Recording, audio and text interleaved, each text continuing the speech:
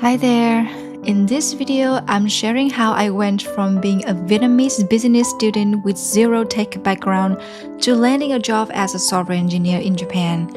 I hope it's helpful or at least a little entertaining. So yeah, I went to a business school to study, business, economics, finance, all that kind of stuff. But during the summer break before my third year, I decided to study Japanese just because I love the culture. At first, going to a language school helped a lot, but after a few months, once I got the basics, I feel like sitting in class was actually slowing me down. So I quit and started learning by myself. Textbooks gave me the foundation, but real progress came when I fully immersed myself in Japanese content. I mean, a lot of Japanese content. I think I watched all Naruto series, bunches of J-dramas, and spent hours on YouTube just soaking up the language. I would pause every scene, repeat lines, trying to catch every word that they were saying. Eventually, I got comfortable speaking casual conversational Japanese, and that led me to Tokyo for a marketing internship. Quick side note, that internship was a program by ISEC, a global organization focused on developing young leadership through international exchange programs. I'm actually an ISEC alum myself, so shout out to all the ISECers out there. The experience I got during those 6 months in Shinjuku was beyond my expectation. My Japanese improved more than I imagined. I got to experience the real working culture in Japan, and I made amazing friends along the way. After that, I just knew I wanted to come back and stay long term, but back then I had no plan or roadmap, definitely not an image of myself being a software engineer.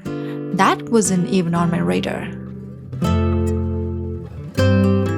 After graduation, I told myself I have to find a way into a, Japan-related environment somehow, even if the job is not perfect.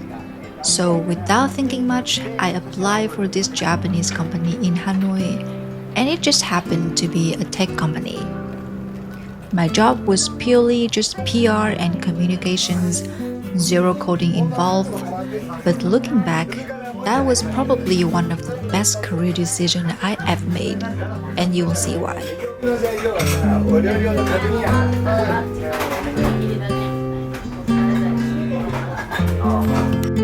At this point, my Japanese ability wasn't proved much helpful at my job. It did, though, give me chances to connect with other Japanese colleagues, and one of those was my department manager. He didn't speak any Vietnamese, so only who can speak Japanese could be close to him. This, gave me a bit of an edge. From just small talk, our conversations shifted into things like career goals and personal growth, and then one day he went, "Hey, why don't you go help out with IT projects?" I was like, okay. At first, it was basic stuff, translating documents, tagging along to interpret during meetings, but over time, I started to show my interest in the field, and before I even realized it, I was making changes to an HTML file. And there it was, my very first coding task was changing the color of some text. Classic. Then came making a button work, adding a bit of animation, and so on. Eventually, I moved on to WordPress, then started picking up JavaScript, which was surprisingly fun. But the first framework I used was Angular, and to be honest, I hated it. I'm kinda glad it fell out of fashion because that's what brought me to React. And from there, things really started to move forward. I remember spending every evening and even weekends doing coding tutorials like crazy. I paused all the time, took tons of notes, and always tried to follow through the end, even if that meant I have to pay for extra services like hosting and deployment. When I'm done, I would spend time to take a look back at the whole process to make sure I understand every single line of code. Then I'll take what I learned, mix and match different ideas, and try building something of my own. It wasn't long before I became able to work independently in projects where I directly talk with Japanese clients, figure out what they wanted, and then handle the implementation myself. And I gotta say, I was incredibly lucky to be thrown into real projects so early, working alongside with experienced developers. Thinking back, I still don't get how they trusted a total beginner like me. Thankfully, I didn't crash anything or kill anyone, so I guess it worked out. My manager and teammates were amazing. They didn't treat me like a junior, but someone worth investing in. They even paid for my books, courses, and whatever learning materials I needed. Around the same time, I was recommended to take the JLPT because it could help increase my salary. So I got both N2 and N1 within 6 months, and those were the only 2 times I took the test. So yeah, I speak 3 languages: Vietnamese, English, Japanese, oh, and JavaScript. That would make it 4. Our head office is in Tokyo, and somewhere in the back of my mind, I hoped I'll get to go there someday. But it wasn't simple. My manager said there was no room for messing around or slow progress there. They needed someone who could deliver from day one. So you have to prove yourself competent, both technically and culturally. But by then, I already knew how to code, I had enough hands-on experience, I got positive feedback from clients, and I spoke fluent Japanese.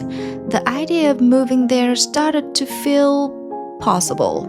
So I brought it up with my manager, and he immediately set me up on an interview with the chief of engineering in Tokyo office. I passed, and that was it. As a backup, I also applied for a few other tech companies via LinkedIn connections and miraculously got offers from all of them as well. So maybe it was kinda easy after all? Well, no, because turns out my biggest challenge wasn't the interview, it was COVID. Even though all of my documents were ready, I ended up waiting 17 months for Japan to reopen its borders.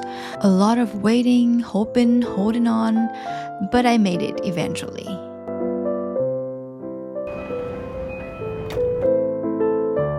So, am I happy with my job? Well, I could say kind of, for now. In the sense that it allows me to enjoy living here without having to work like an office lady. We have an office, a pretty fancy one, in a fancy neighborhood of Tokyo.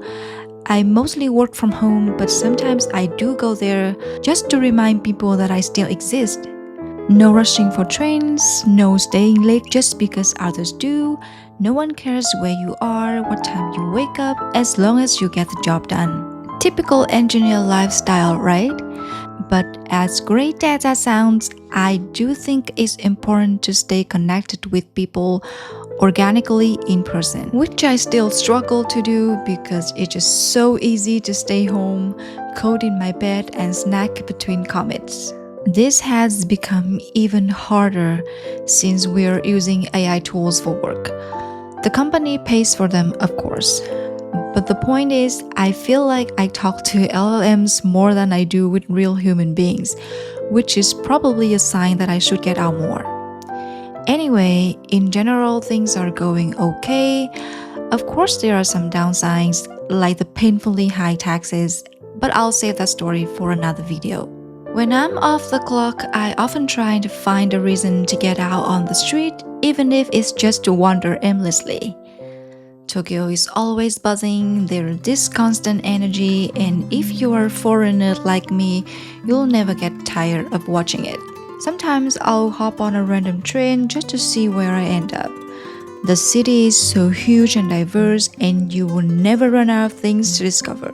I even heard someone say living in Tokyo is one of the reasons people stay single, because there's just too much to enjoy by yourself. At the end of the day, the one true place that never lets me down is the supermarket. Because man's gotta eat. I wouldn't say I cook because I like it, mostly because sitting at a desk for long hours makes me feel like a crusty statue.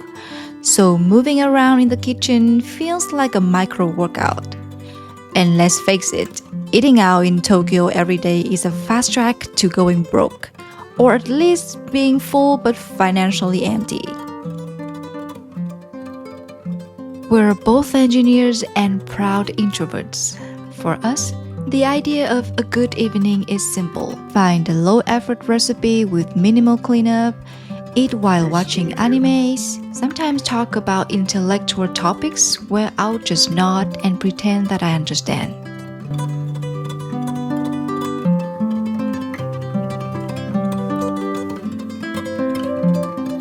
After dinner, I try to be productive, but usually end up snacking, watching another round of anime, then calling it a day. Okay, that's a little glimpse into the life of a female engineer living in Japan. Hopefully, I'll get over my laziness to make more videos soon. Let me know in the comments what you want me to talk about next, and thanks for sticking around. See you!